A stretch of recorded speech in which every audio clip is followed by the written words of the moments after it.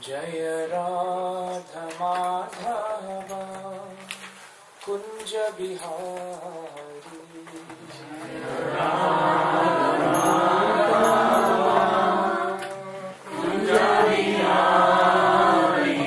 Jaya Radha Kunja Bihari Jaya Radha Madhava Kunja Bihari Jaya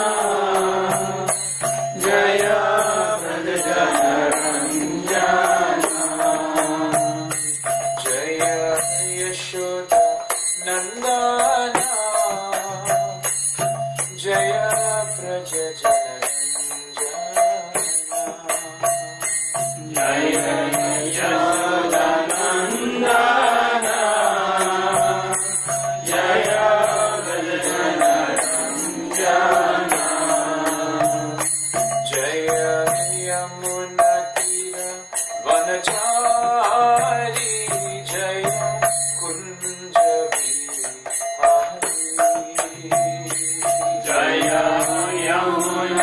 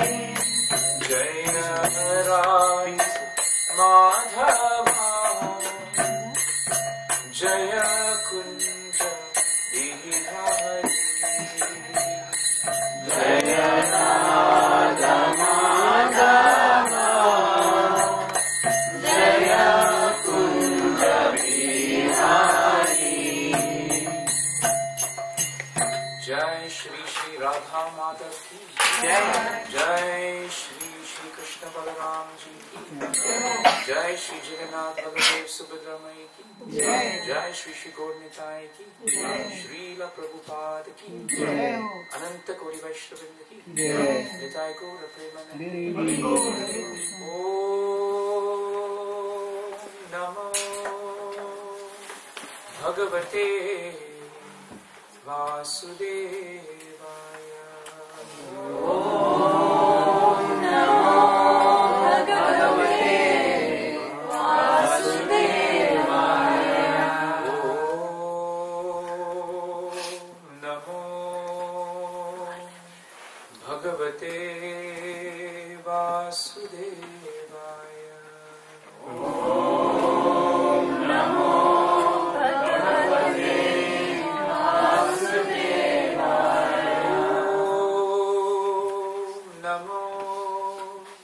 Bhagavate Vasudevaya. Om Namo Bhagavate Vasudevaya. So we read today Jai Shri Prabhupada Shri Gurudev ki Jai. So we welcome everyone today for the program, and we thank Manohar Prabhu for having us over. Thank you for coming. It's nice to be back in Minneapolis. We had a very ecstatic time in Toronto. Very nice congregation, and that's the beauty of Srila Prabhupada's movement. That wherever we go, somehow or another He has given us the association of devotees. So this is why we are always peaceful. We'll take a nice verse from chapter 2, text 71. So if you have copies of the Bhagavad Gita, then perhaps you can look at the verse, and then we'll try to read the purport and say something on it.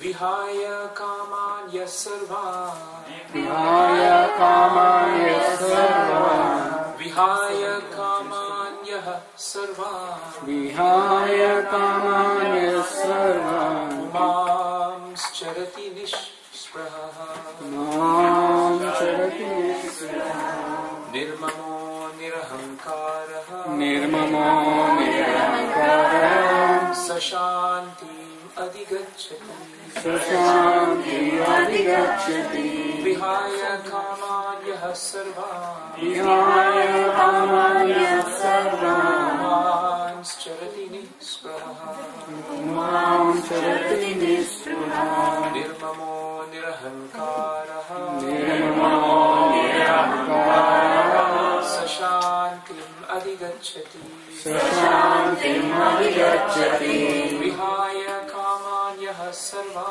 Vihaya kamanya sarva, Umam charati nishpraha, Uman charati nisraha, Nirmamo nirahankaraha, Nirmamo nirahankara, Sashantim adigacchati. Sashantim adigacchati.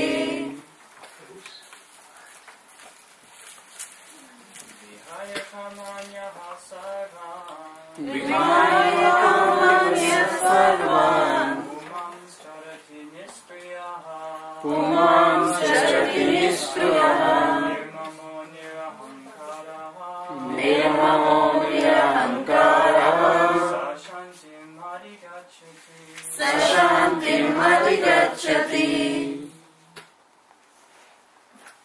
Anyone else?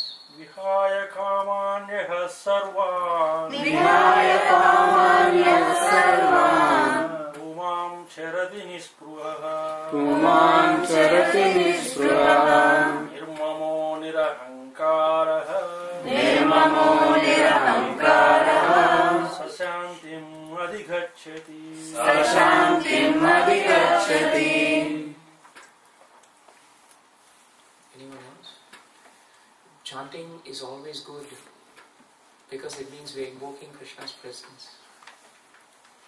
Vihaya kamanya sarvan, Vihaya kamanya sarva, Umam चरति निःस्पृहः पुमान् चरति निःस्पृहः निर्ममो निरहङ्कारः निर्ममो निरहङ्कारः स शान्तिम् अधिगच्छति स शान्तिम् अधिगच्छति. Thank you. All right, let's look at the synonyms. Vihaya, giving up, kaman, material desires, for sense gratification, yaha, who, sarvan, all, puman, a person, charati, lives, nishpraha, desireless, nirmama, without a sense of proprietorship,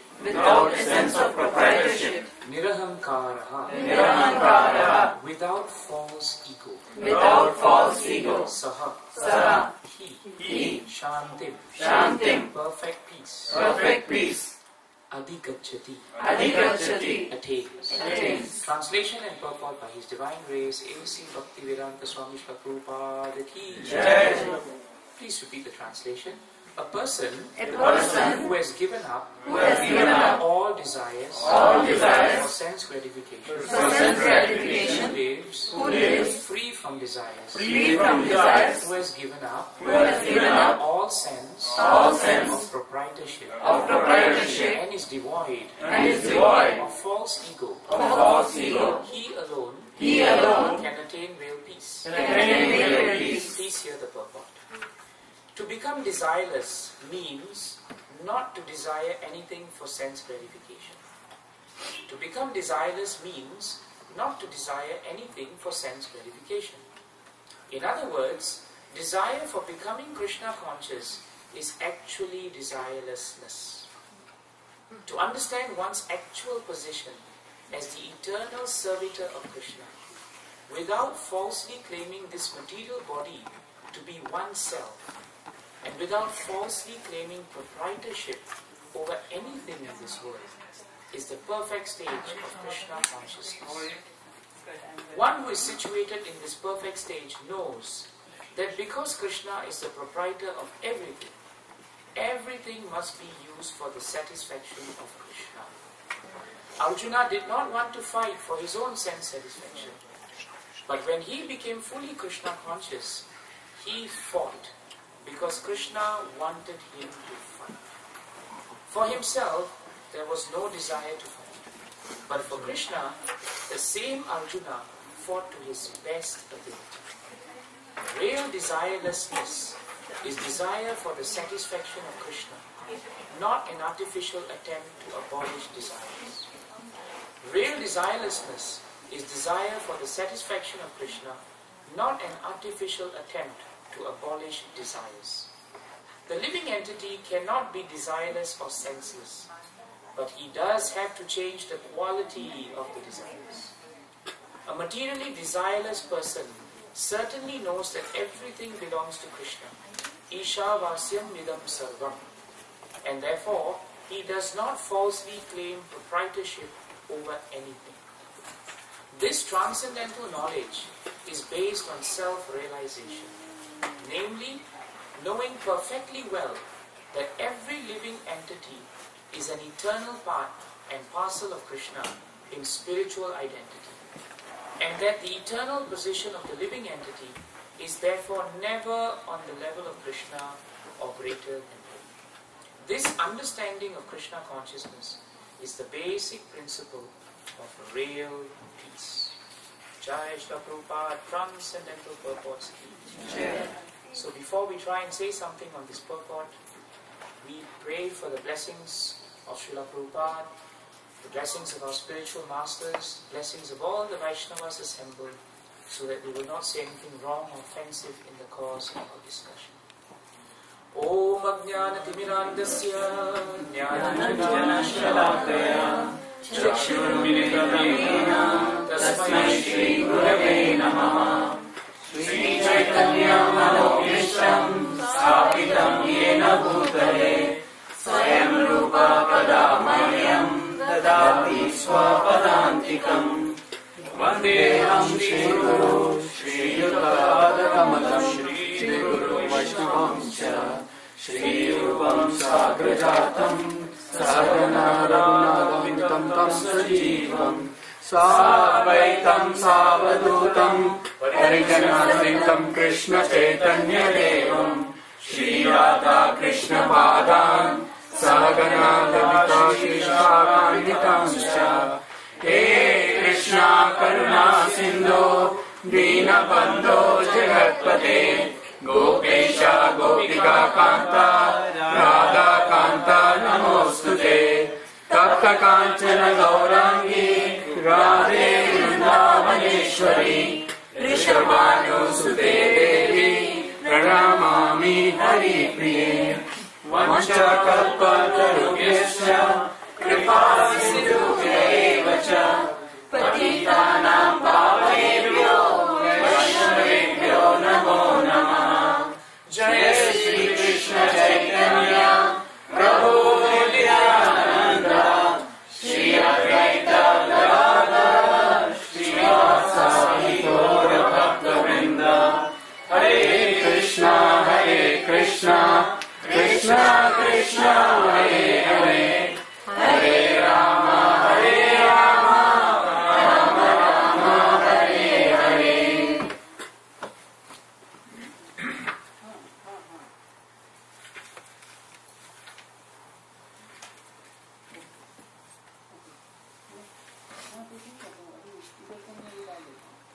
These are the last three verses in chapter 1 of Bhagavad Gita, and they are very important because Krishna is summarizing an entire chapter which is in itself the summary of the Bhagavad Gita.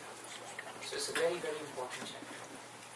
If you don't read any other chapter, then this chapter will give you a good understanding of what Bhagavad Gita is.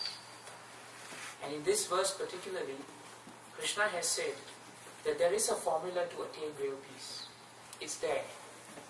The problem in the material world is, while everyone wants to attain peace, we find that peace is very often flickering. And the peace that we try to get in this material world is very often dependent on someone or something.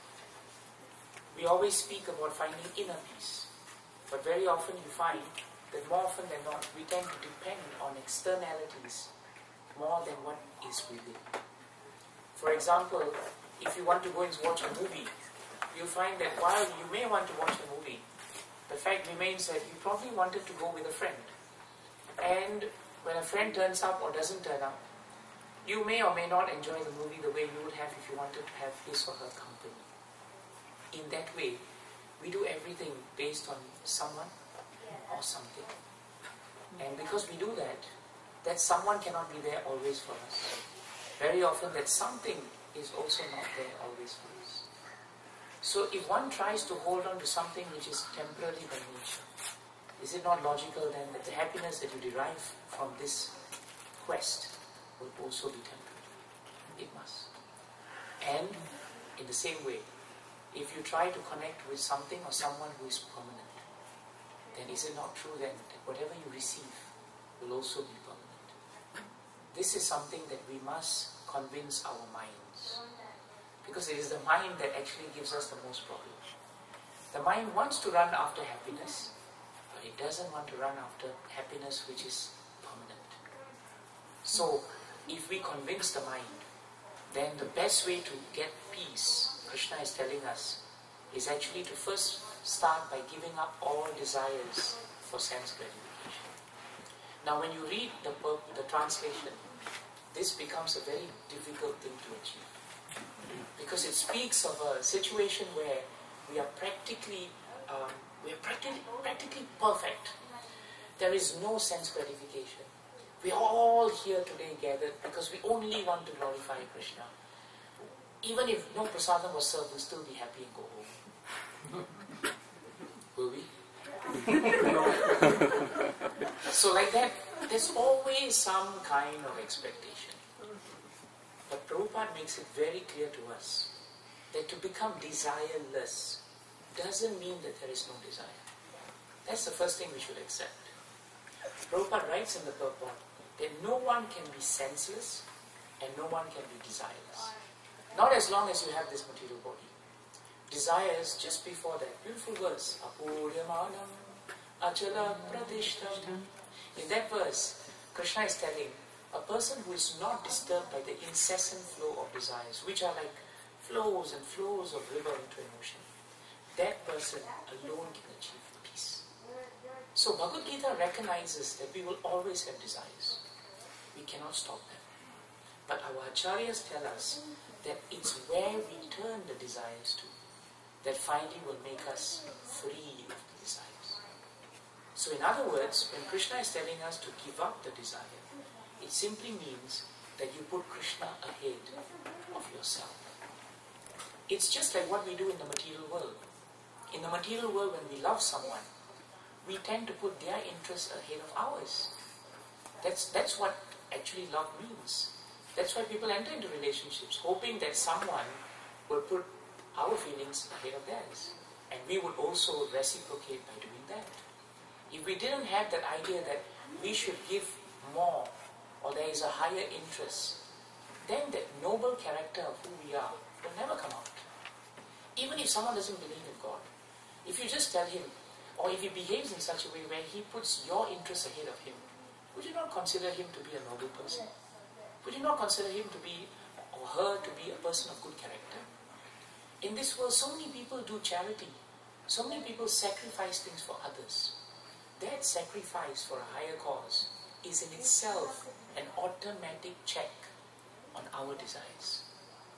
The only difference between them and the Bhagavad Gita is that when these desires place Krishna first, then these desires don't catch us by the laws of karma.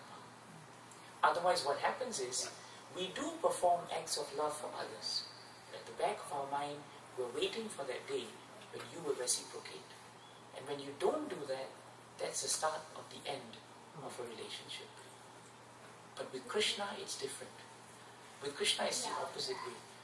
All these years and all these lives, we have never placed Krishna at the start.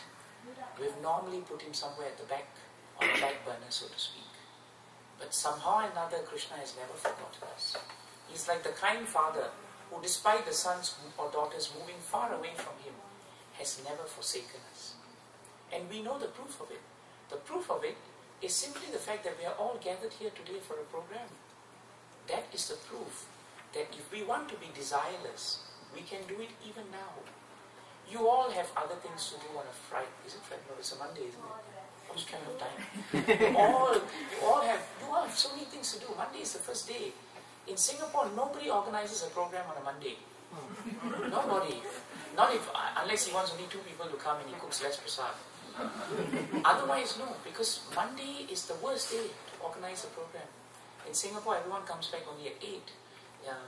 You're not going to have a program at 8 o'clock. You're going to have a program at 9 o'clock. Nobody's going to come. But all of you are here. You're here because you want to place Krishna ahead of what you want. You could have succumbed to other feelings and say, forget Monday.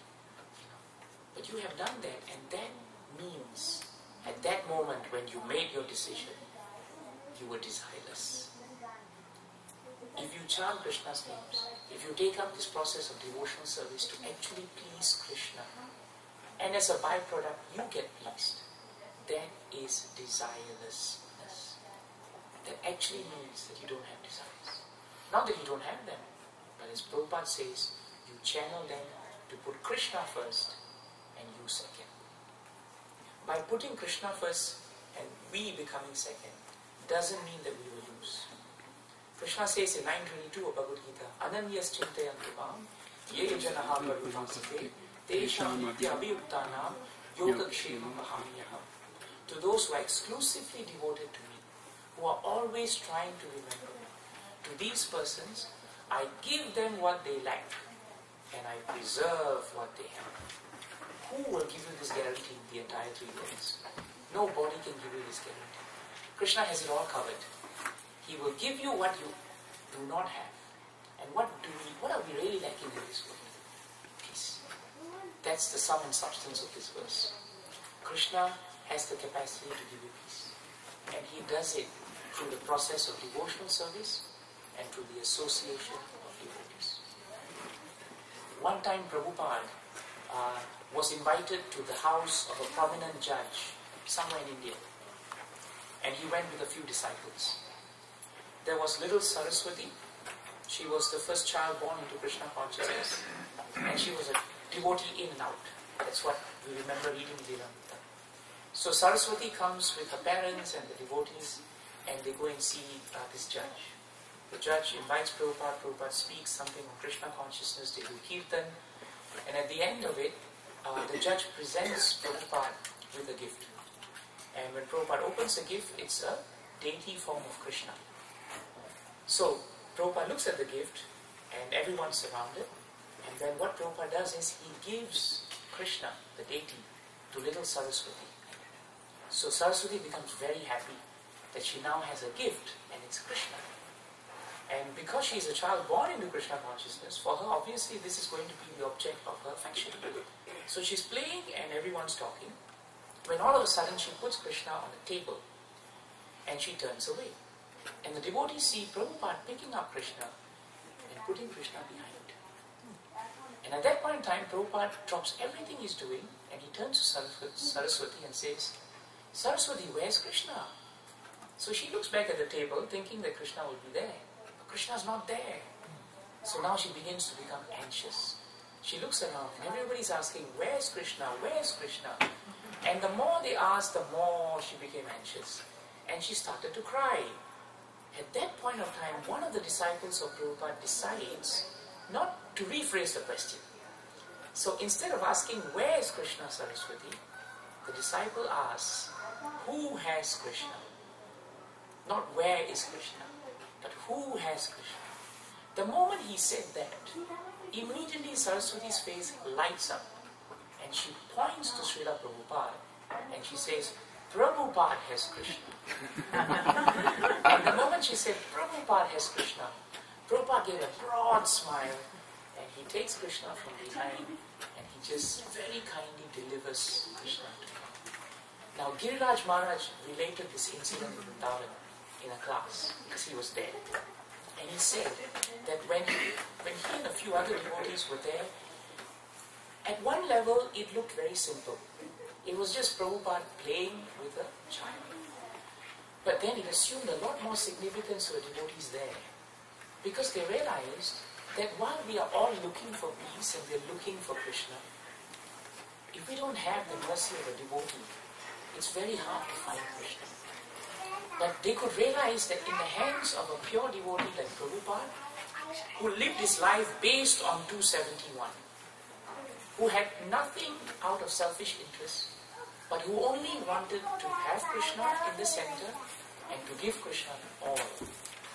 If one comes into contact with such a devotee, either through personal association or through the study of his books like Bhagavad Gita, then Giriraj Maharaj was saying, we got the sense that when Prabhupada gave Saraswati Krishna, he was telling us that a pure devotee actually has that ability to just present Krishna to a sincere devotee because Krishna is with him.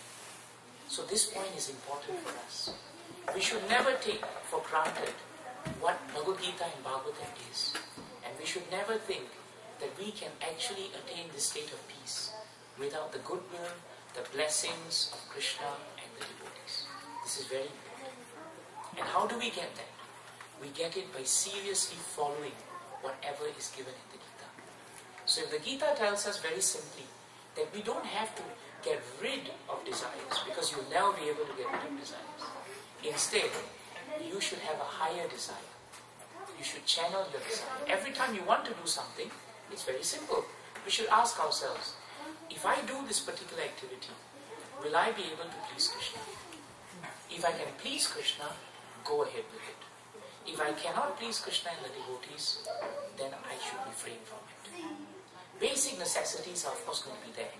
One devotee asked me, so whenever I'm going to brush my teeth, should I be thinking whether it's good for Krishna or it's good for the devotees? Someone asked that to my Guru Maharaj. And Maharaj said, well, if you're brushing your teeth, or if you're not brushing your teeth, and if you're very, very smelly, and if you sit in the congregation, then the devotees will be displeased. So yes, Brushing teeth is good for the devotees who are next to you. Please do it.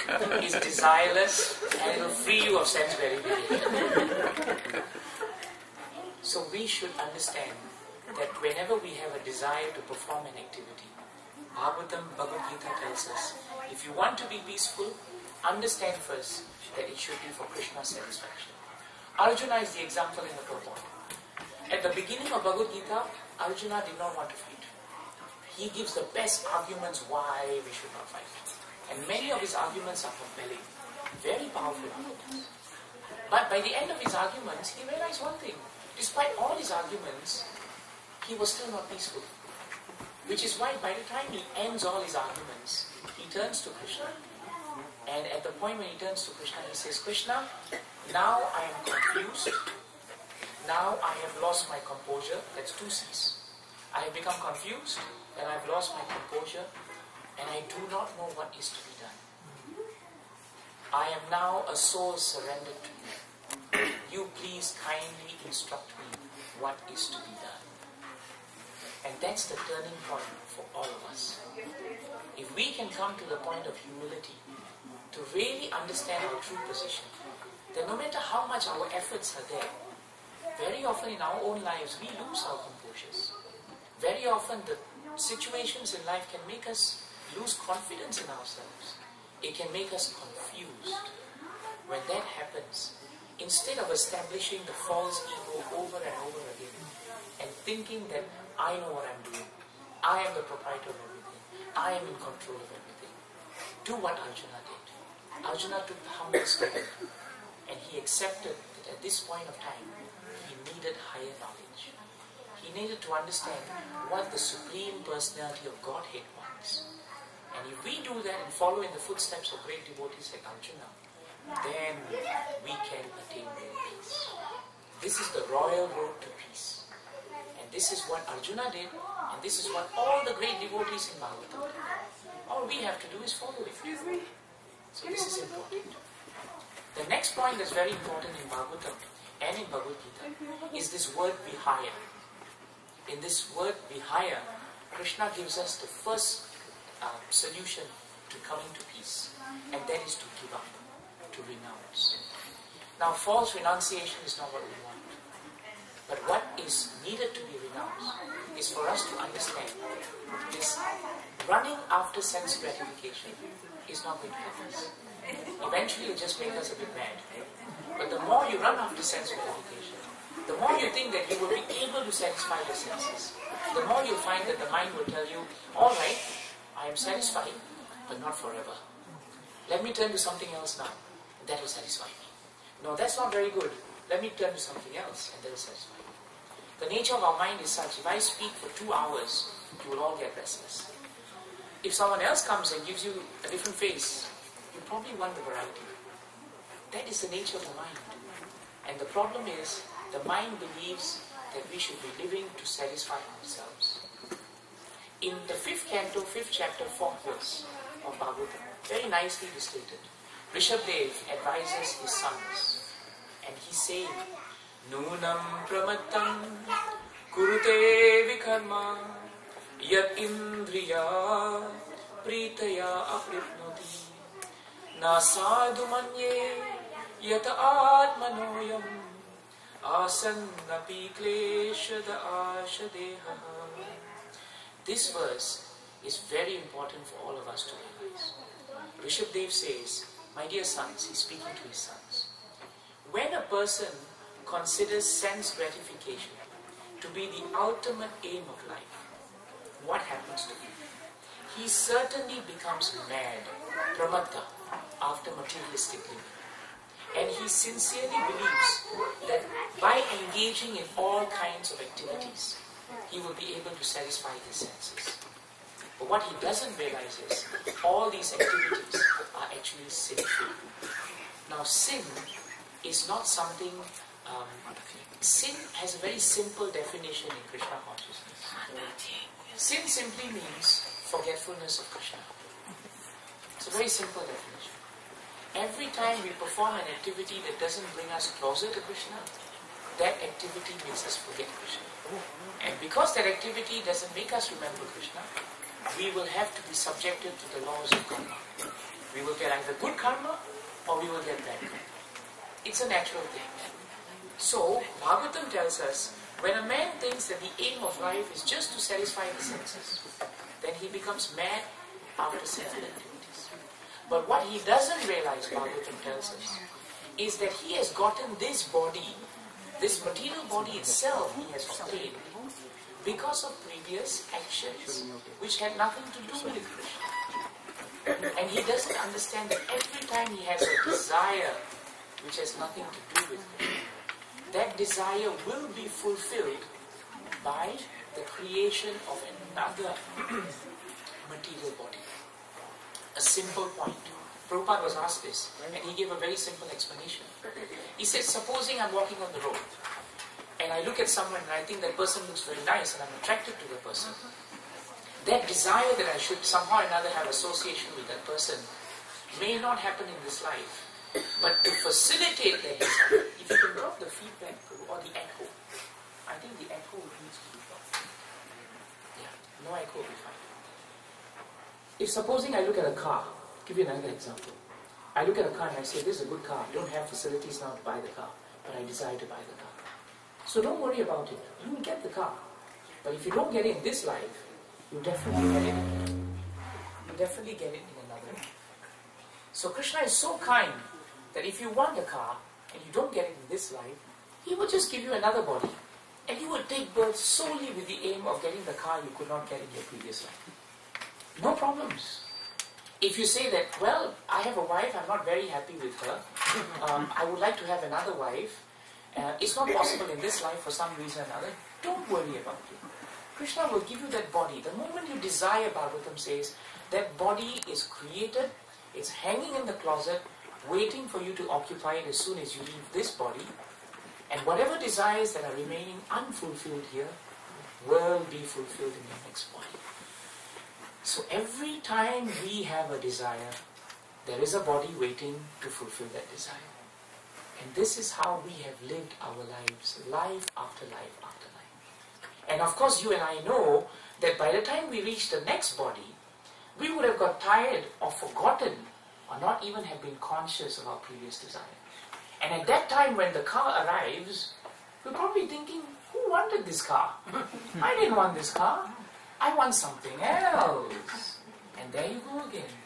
Another body comes and another time spent with material nature. These desires, they are not our friends. They trap us. That's why Bishop Dev tells us that a mature devotee, a gentleman, a living entity who's really sane, is someone who will understand that there is a higher purpose to life. Not the creation of untold desires and the encouragement of more bodies. That person is a person who understands that let's make this life count. The value of this life should never be underestimated. And instead of channeling all these desires into other things, an intelligent man takes up this process of devotional service. And by doing that, he becomes very, very peaceful. So this is an important point that Prabhupada is bringing up.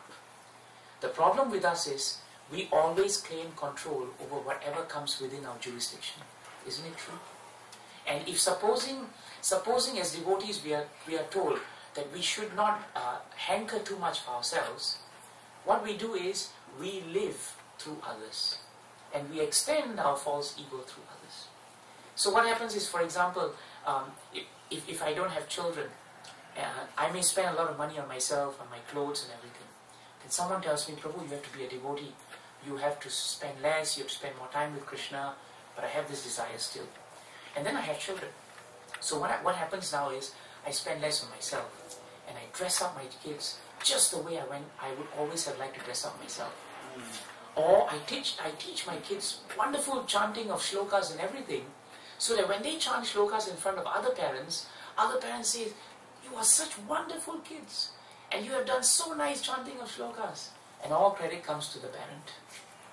And in that way, my false ego grows. But actually the reason I keep telling myself is, no, I want my children to learn. I really want them to grow.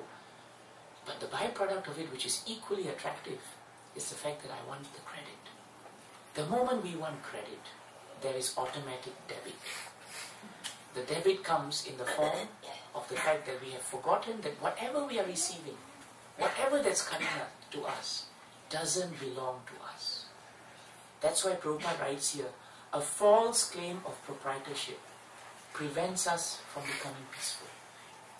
The moment we think this is my book and it belongs to me, we have forgotten that this book has come from Krishna. If you remember that, then you become peaceful. Because then you come to the understanding that factually speaking, nothing really belongs to me. A person who understands that nothing belongs to him and everything and everyone is living on borrowed time, he becomes peaceful. In Bhagavatam, there was this example of the hawk. You know, the bird of prey, hawk. Now what happens is this hawk finds a piece of meat on the floor. It then picks it up and goes way up to a high point where there is a tree on a ridge, and it sits on the branch and it proceeds to eat. But as it's flying up, all other hawks, fellow hawks, they were also looking for some meat, couldn't find it. What do? They rush and harass the hawk that had the meat, because they also want a piece of meat. The hawk is very harassed, but that meat was going to give it happiness. At least it was going to fill its stomach for a while. But now with all the harassment, the hawk began to wonder, do I really need this piece of meat, or would it be better for me to forego it? So what does it do? It realizes that the only way I'm going to be rid of this harassment is if I just drop the meat. So the hawk drops the meat. Vihaya. He gives it up. The moment he gives it up, all the other hawks forget this hawk, and they all plunge for the meat which is falling. And the hawk becomes very peaceful, and it goes and finds itself some other meat. Bhagavatam uses this simple example to tell us that very often we run after so many objects to gratify our senses. But instead of gratifying our senses, these objects become more sources of trouble and misery than being solutions. This is very important. Rather, instead of wasting time running after material objects, better we sit down when we are disturbed and simply chant Hare Krishna, Hare Krishna, Krishna Krishna, Hare Hare, Hare Rama, Hare Rama, Rama Rama, Hare Hare. And the moment you do that, your desires become a little more controlled. And supposing you feel, Prabhu, I've chanted one round, I just chanted Hare Krishna Mantra. For that moment when I was chanting, I wasn't feeling so disturbed. But now I'm disturbed all over again. What should I do? We say, fine. Then you chant again. Hare Krishna, Hare Krishna, Krishna Krishna, Hare Hare, Hare Rama, Hare Rama, Rama Rama, Hare Hare. Oh, but I'm still disturbed. That's good. The source of your disturbance has now become the source of your happiness. Because the more you're disturbed, the more you turn to Krishna. The more you turn to Krishna, the more you remember Him. The more you remember Him, the more peaceful you get. But the moment you stop, you become disturbed. So you come back to Krishna, and the more you are with Krishna, the more you can keep these disturbances in abeyance. And a devotee who repeatedly chants Krishna's name, a devotee who repeatedly reads about Krishna, a devotee who repeatedly is in the association of devotees of Krishna, he naturally will remember Krishna. And we forget one other operating principle. Ye yatha mam prapadyante, tam stataiva bhajamyaham. Krishna reciprocates with every living entity based on his or her level of surrender. Krishna is so kind that anything you gain in this material world is lost at the point of your death. Is it not true? Anyone disagree? Anything that you gain in devotional service is never lost at the point of your death. You carry it forward to your next life. You want proof? You're all proof of it. Many of us have just taken to Krishna consciousness like a fish takes to water. You don't know where it came. You don't know why you're here. All your facilities should not logically be putting you in Krishna consciousness. And yet you are here. Is the fact that you are in this room an accident? Or is it an arrangement? Which A is it? The fact that you can chant Krishna's names, itself Bhagavatam tells us. In 333.7 of Bhagavatam, Aho bataswa pachato gariyan yajji hi bhagre Vartate nama tubhyam tapustapaste juhu astu arya brahma hanuchu nama grananti hete. Kapila Dev tells his mother, my dear mother, even a dog litter, even a person born in the lowest and lowest of family, coming from a slum, if he chants the Hare Krishna Mahamantra, he is understood to be most qualified. That's the first thing that we understand. Second, he says something startling. He says, my dear mother, do you know that for someone to be able to chant the Hare Krishna Mahamantra, he must have performed all pious activities. He must have visited all the holy sites in the world. He must have done all the sacrifices which were auspicious. He must have performed every possible yatra, going to the holy places of pilgrimage. He has done all these in his previous lives. And now he has come to the point where he is chanting the holy names of the Lord. This is what Kapila Dev tells his mother. So sometimes we may think, by just chanting, shouldn't we do other things? Should we do some rituals? Should we invoke some other presence? But this verse tells us very clearly that when you chant, all the results of sacrifices, all the results of austerity, all the results of mantras and meditations, they automatically come as one big package deal. In chanting Hare Krishna, Krishna Krishna, Hare Hare, Hare Rama, Rama Rama, Hare Hare.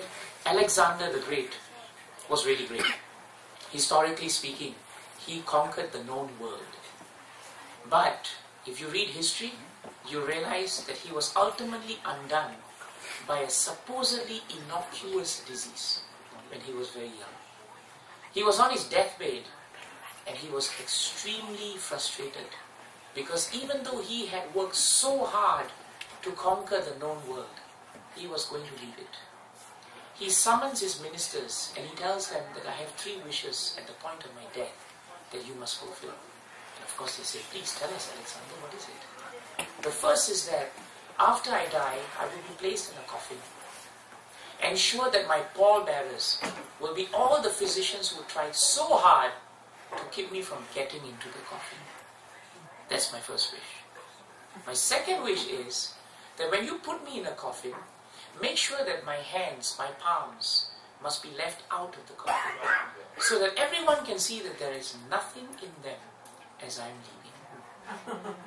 My third wish is that all the precious coins that I have collected over and across Asia and Europe, please distribute them on the streets for everyone. So the ministers said, we'll do it, but tell us why you want us to do this. And Alexander says, I want my physicians to carry my coffin because let it be a reminder to everyone that when the time of death is coming, no one, not even the best physicians in the world, can actually save you from death. They may try, but they can never save you from death. And the second wish is very important. I want everyone to know that though while I was living, I had so much wealth that I could not hold it within my palm.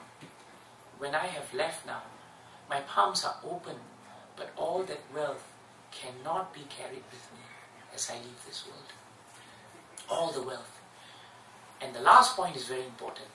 He says that now when I'm leaving, whatever that has belonged to me is not going to go with me anyway. So give it to everyone and make sure that everybody receives it.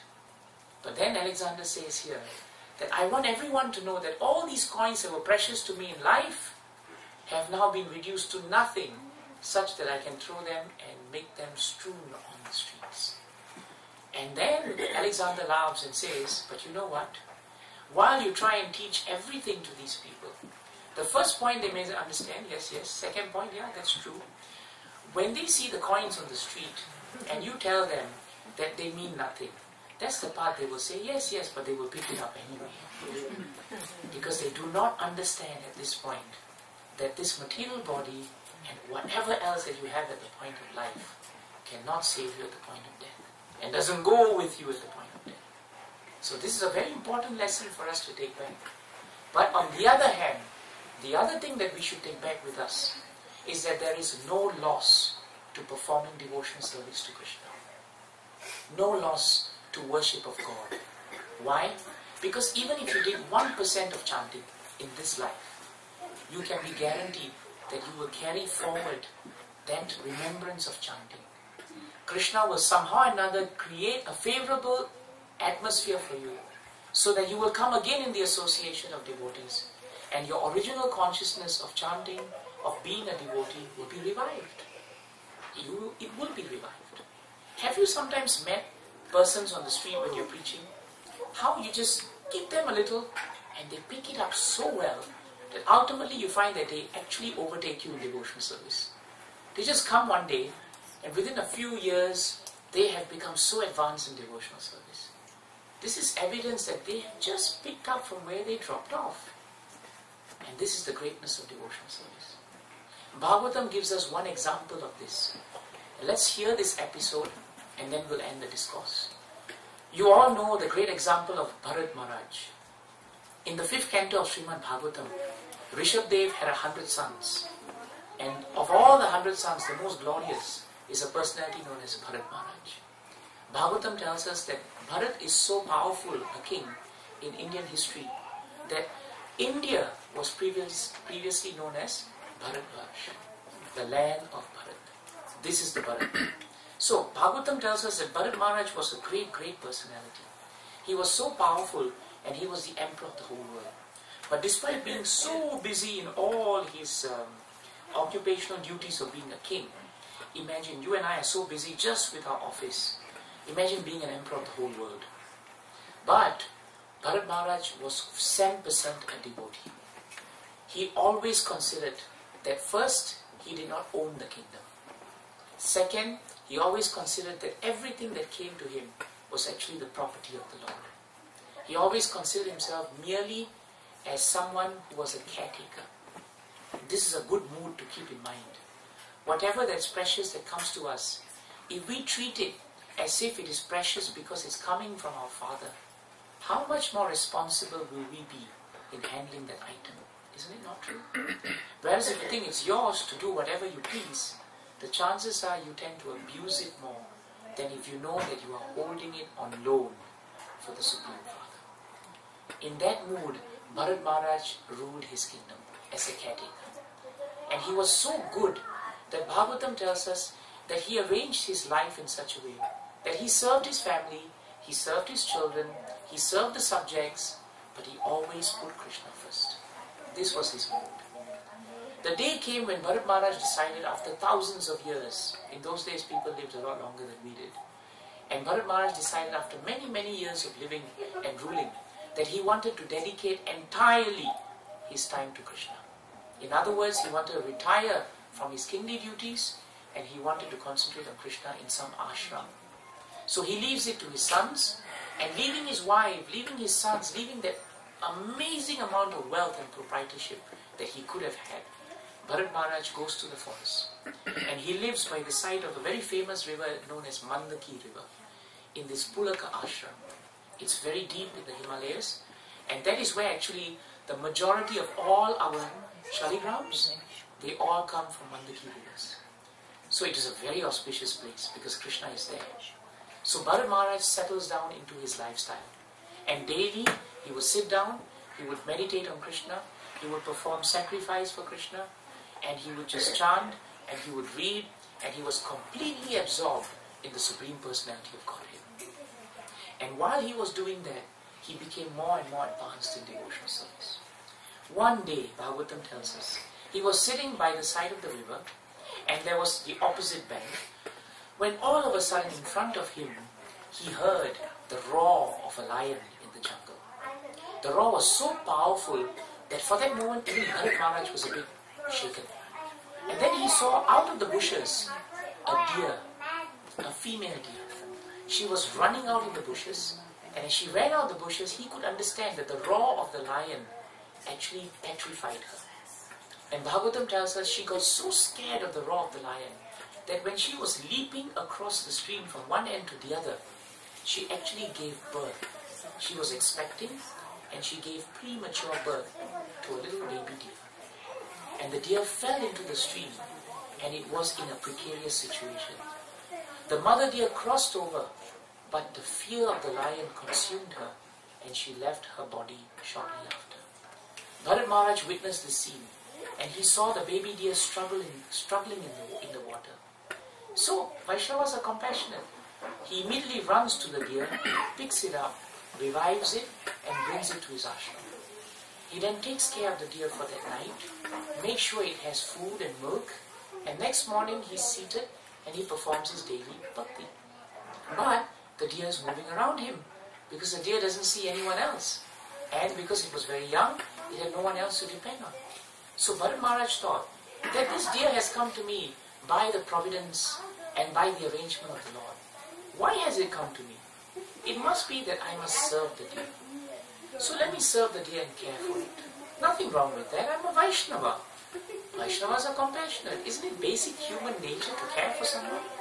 Even though I've left everything, I still can take care of the deer and take care of Krishna. Saying that, Bharat Maharaj sits down to perform his devotional service. But the deer needs food, it needs milk, and it plays around. So then Bharat Maharaj decides, let me take care of the deer. So what does he do? Day after day, Bharat Maharaj carefully, slowly but surely started spending more time with the deer and less time with Krishna. He forgot after a while, Bhagavatam says, the real purpose for which he was sitting in that ashram. He left his beautiful wife and his wonderful children, and he left all his wealth to come and sit in the corner of the earth to take care of the deer. And while he sat there, his mind gave him the favorable arguments. You cannot forsake the deer.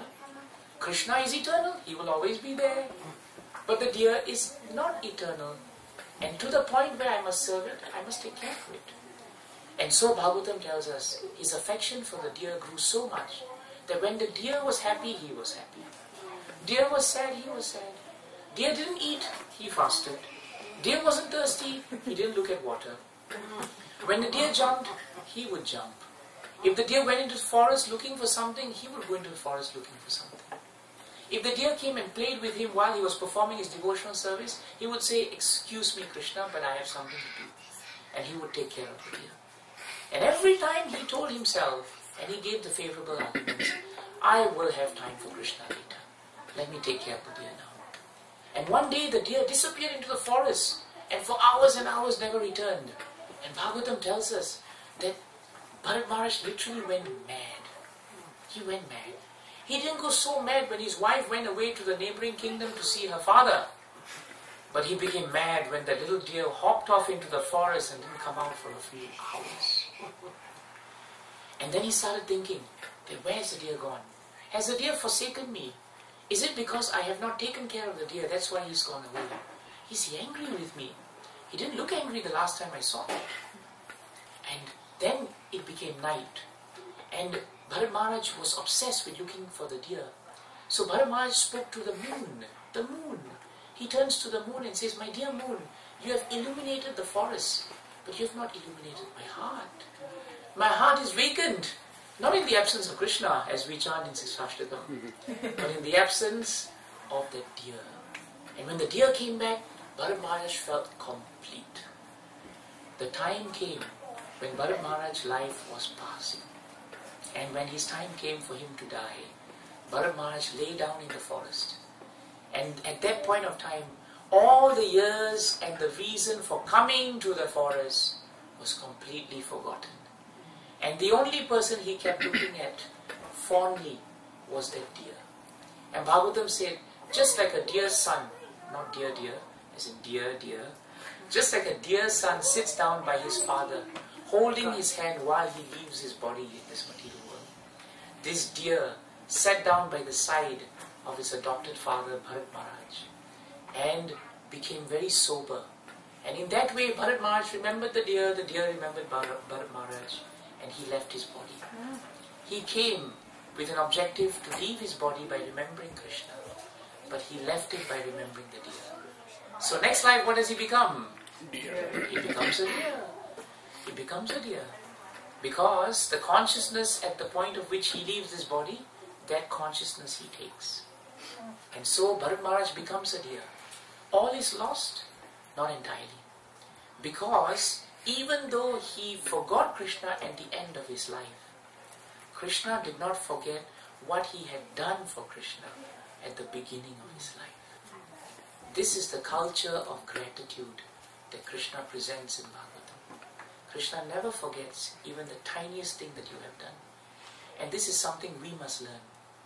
When we work with each other as devotees, even as living entities, we should never forget what anyone has done for us, which has helped us, which has made things easier for us.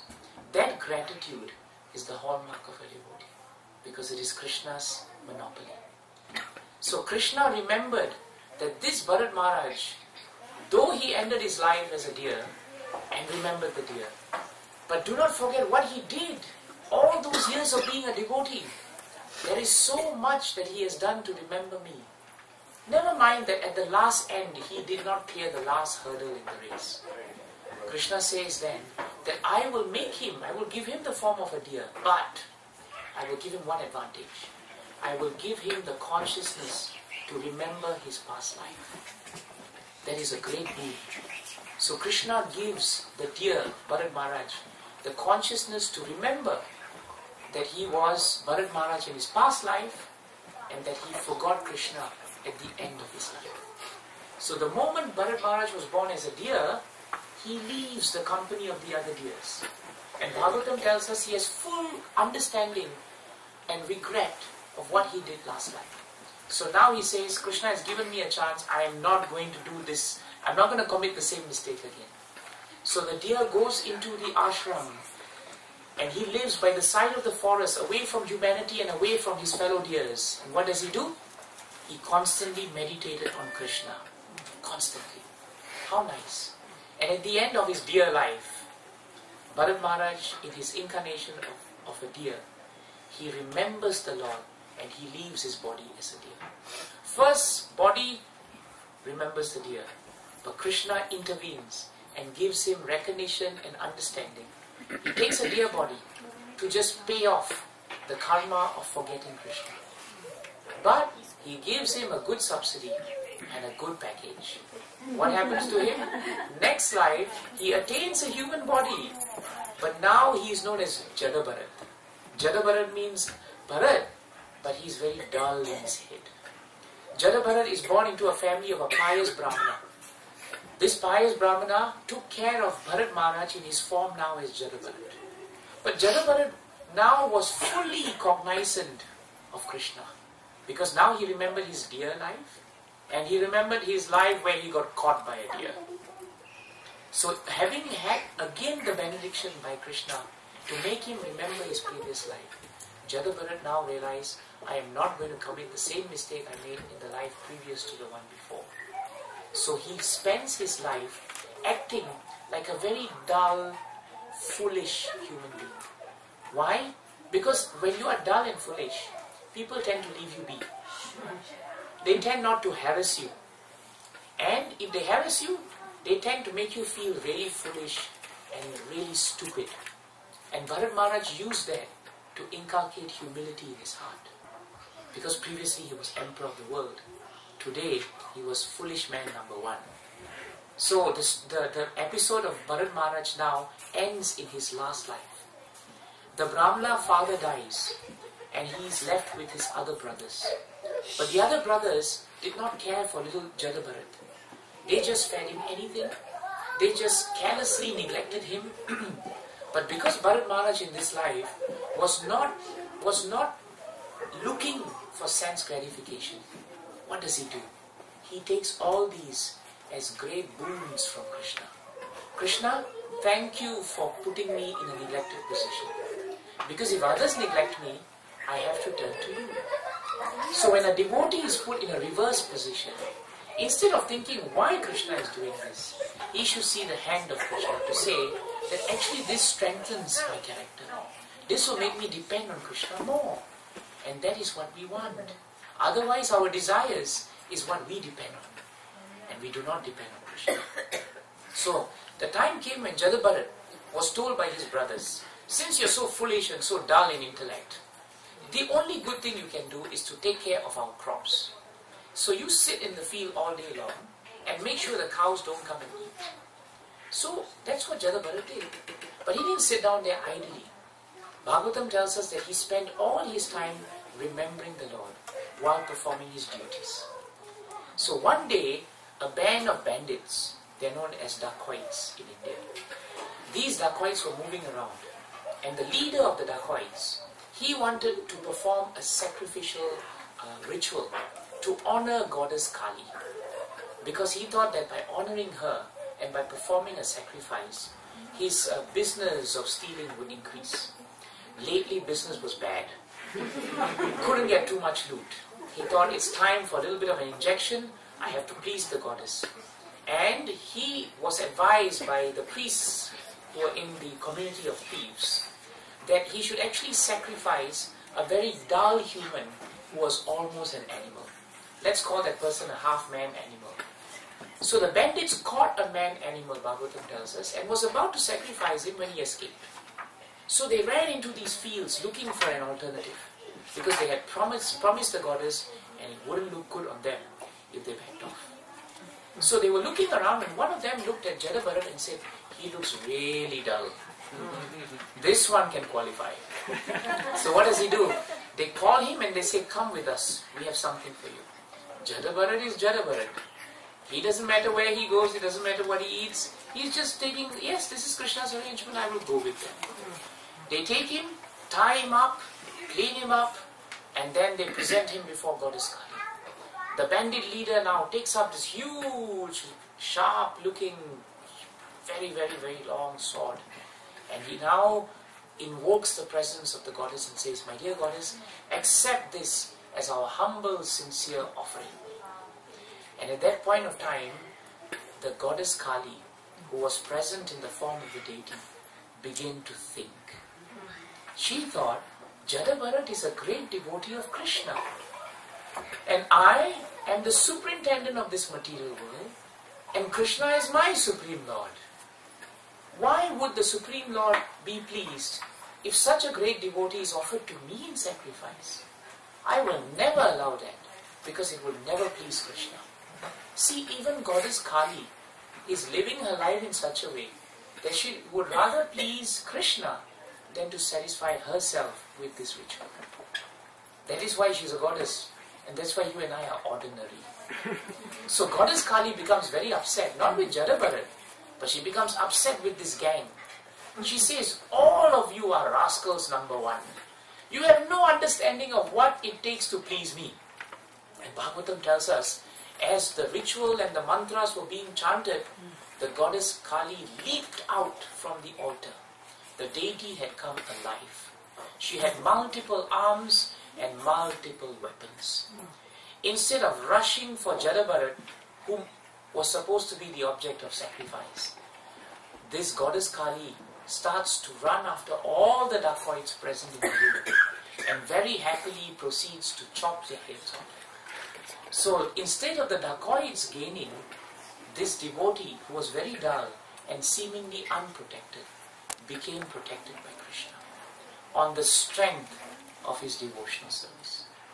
And Goddess Kali, after beheading all the dacoits and making sure that no one would offend Jadabharat, she then becomes pleased with Jadabharat and releases him. And this way, Jadabharat lives his life, ends it, and at the point of his death, he doesn't think of the deer, doesn't think of his family in his first birth as the great Bharat Maharaj, doesn't think of all the wealth he accumulated for life after life, but he only remembers the Supreme Personality of Godhead, Sri Krishna, and by chanting Hare Krishna, Hare Krishna, Krishna Krishna, Hare Hare, Hare Rama, Rama Rama, Hare Hare, he goes back to Krishna. And this is the way we should give up our desires. We should understand that this life is passing very fast. Now I'm seeing you. In a few hours, we will not see each other. In a few hours, who amongst us is going to leave this body, we have no idea. In a few hours, whose door Yamaraj is going to knock, we also have no idea. But our false ego of thinking that everything belongs to me is so great that we don't realize that false ego attracts Yamaraj. No one else comes when we have false ego. You know, there was this sculptor. He was very expert in sculpting beautiful statues. But one day an astrologer told him that on this day, at this time, you are destined to die. So he thought, this is too much. I'm still young, I'm still prosperous. Shouldn't I be doing something more with my life? He then thinks there must be a way to cheat Yamaraj. So he then comes upon a plan. He's so good a sculptor. He then proceeds to mark out and carve 4 beautiful 100% accurate images of himself. And when he steps back, he thinks that if anyone were to see these images, they look so lifelike. If I stand next to them myself and I became very still, nobody would know who's the real me. So in this way, he thought, let's do this at the appointed time of my death and see if Yamaraj can find me. So the time and the hour comes and Yamaraj walks into his house. The man, sculptor, stands up, becomes very still with 4 other statues. Yamaraj walks into the room, looks around, looks through his file. There's only supposed to be 1 candidate here. Why am I seeing 5 candidates?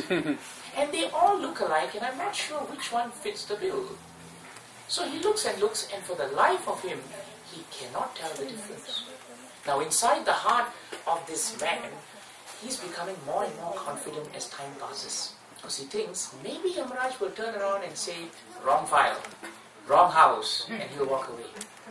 At that point of time, Yamaraj turns around and says, alright, since I don't know who it is, I think I may have to leave. But before I leave, well, these images are really not of very good quality. Actually, when I look at them, I find they're quite defective in workmanship. Whoever made them, not very good. The moment he said that, this man was standing still, just couldn't take it. This is an insult to my hard work.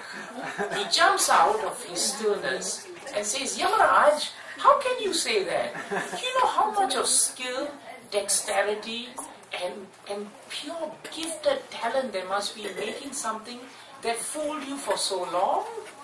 And Yamaraj said, thank you very much. Because now I know where you are, and now I know who you are, and now you know that I was not fooled. All Yamaraj had to do was to prick our pride, and we expose ourselves to death. But if we put our pride in being servants of the Lord, then we become prideless.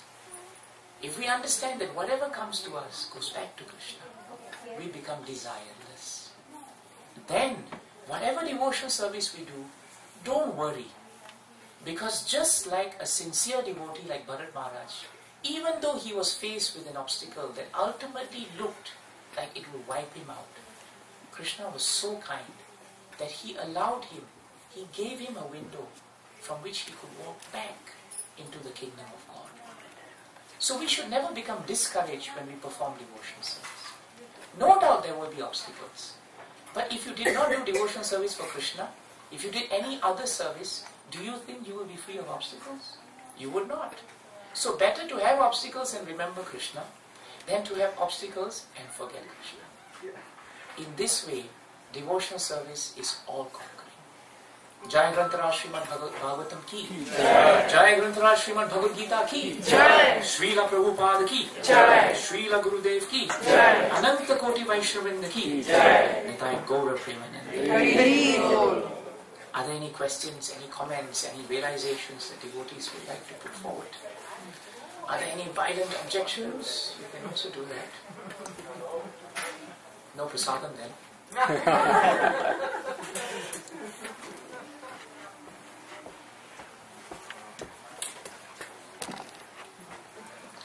We have so many realized devotees. It'd be nice to hear. Prabhu, is there anything you would like to share with us? Yes, Prabhu? Yes, Prabhuji. Hare Krishna. Prabhuji, of course, the story of Bharat Maharaj, quite a great story, but just hypothetically, so in the case of Bharat Maharaj, when he got attached to deer, or when he first saw the deer, so what would have been the proper course of action for him? Very nice. I think this is a very good question. What would have been the proper course for Bharat Maharaj to do? Actually, Bhagavatam kind of answers it in the purports. So it's good that you asked. Prabhupada writes in the purport that Bharat Maharaj, as a devotee, we should always be attentive to devotional service. We should always understand that devotional service is like a razor's edge. When you are shaving, most men here will do that. When you're shaving, you look at yourself in the mirror. Unless you're really expert, you'll find that you have to be attentive to how you're shaving to avoid the cuts. Prabhupada writes in the purport that the moment you turn your head or your face away from the mirror, there's every chance you may be cut. Bharat Maharaj's example is a good example for devotees who are practicing Krishna consciousness, because they make us understand that even though you may take up devotional service very seriously, you should also be very careful and cautious in understanding that there will always be pitfalls. And there's always the possibility that one moment of turning away from Krishna can be a moment where you can forget him and your desires can take over. So hypothetically, Prabhupada writes, Bharat Maharaj, there was actually no need for Bharat Maharaj to even renounce his kingdom, because even at that point of time he was fixed. But by renouncing his kingdom, he thought that he was actually going to be more concentrating on Krishna. But he did not understand that that concentration on Krishna again depends on Krishna's mercy and not totally on his endeavor. Our problem sometimes is when we perform an austerity, we think our endeavor has actually got us success. But when we are humble and we realize that the endeavor is one component, the second component is the mercy of Krishna. If we forget that, then we have that false ego creeping in, and when it comes in and we think, I am the reason why I'm a good devotee, then Krishna always finds a way to check us and make us understand that no, you have to be humbler than that, to realize that without his mercy, without his grace, all your endeavor may not be entirely successful. So I hope that is useful, Prabhuji. Thank you. Anything else? Yes, Prabhu. We always hear that remember Krishna all the time, like in the workplace also. So what is the best way to do that while doing our activities? Yeah, that's a good one. In 5.10 of Srimad Bhagavad Gita, Krishna gives the answer. Adhaya, no, what is it, bro? Adhaya, no. You have Bhagavad Gita with you? Brahmani adhaya karmani. Brahmani adhaya karmani. Sangam tyaktva karoti yaha. Lipyena nasapapena patma patra ivambasaha. It's a very important verse. Is it 5.10, Matajis? Are you looking at it? Is it 5.10? You found it? Or is it 5.7?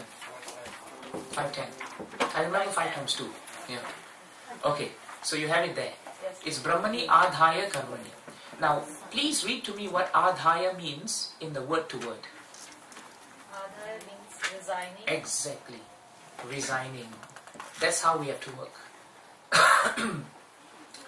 Daily when we start our work, we sign the employment contract. We think we're on a 2-year contract, but actually we're on a day-to-day contract with Krishna. In the morning, after we do nice japa, nice chanting, we read our Bhagavatam, we go to work. When we start the work, before we start the work, we chant Hare Krishna, Krishna Krishna, Hare Hare, Hare Rama, Rama Rama, Hare Hare. And then we pray to Krishna, Krishna, I'm going to start an activity that keeps my body and soul together.